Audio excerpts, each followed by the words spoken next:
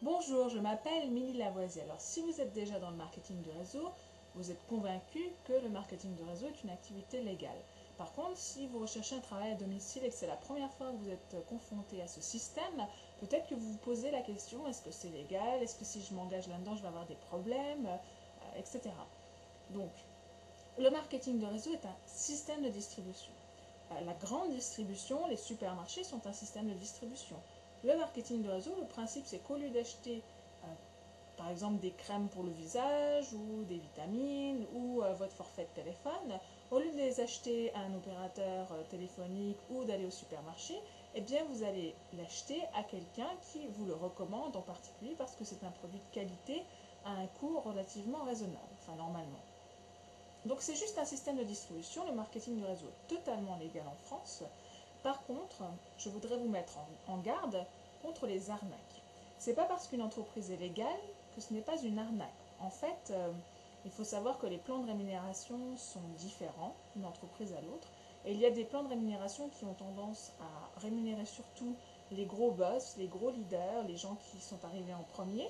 Et puis il y a des plans de rémunération qui rémunèrent tout le monde. Alors, pour faire la différence entre une arnaque ou pas, et comme il y a des centaines d'entreprises de marketing de réseau et des centaines que je ne connais pas, je n'en connais que certaines, donc c'est impossible de toutes les étudier de toute façon, je vais vous donner deux questions à vous poser quand vous regardez une entreprise et que vous vous demandez est-ce que c'est une arnaque ou pas malgré le fait qu'elle soit légale.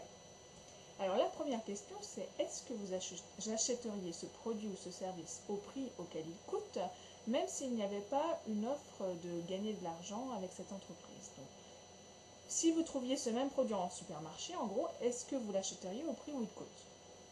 Ça, c'est la première question.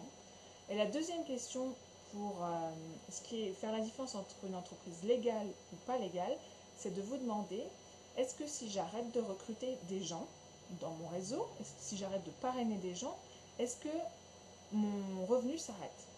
Donc si votre revenu s'arrête quand vous arrêtez de parrainer, imaginons que vous parrainez pendant 25 ans, et la 26e année, vous dites, bon, maintenant j'arrête, j'ai assez parrainé de gens, je gagne un revenu intéressant. Si vous arrêtez de parrainer, et que les gens ont été formés et qu'ils continuent, est-ce que vous continuez à gagner de l'argent? Si jamais, quand le recrutement s'arrête, vous arrêtez de gagner de l'argent, c'est que vous êtes dans de la vente pyramidale, et la vente pyramidale est strictement illégale en France et dans de nombreux autres pays. Ça n'a rien à voir avec le marketing de réseau. Voilà, donc j'espère que je vous ai éclairé sur ces points essentiels. C'est très important d'avoir au moins compris ça au départ pour pouvoir faire le tri entre ce qui est légal, illégal et ce qui est arnaque et pas arnaque. Voilà, donc à très bientôt. Bye bye.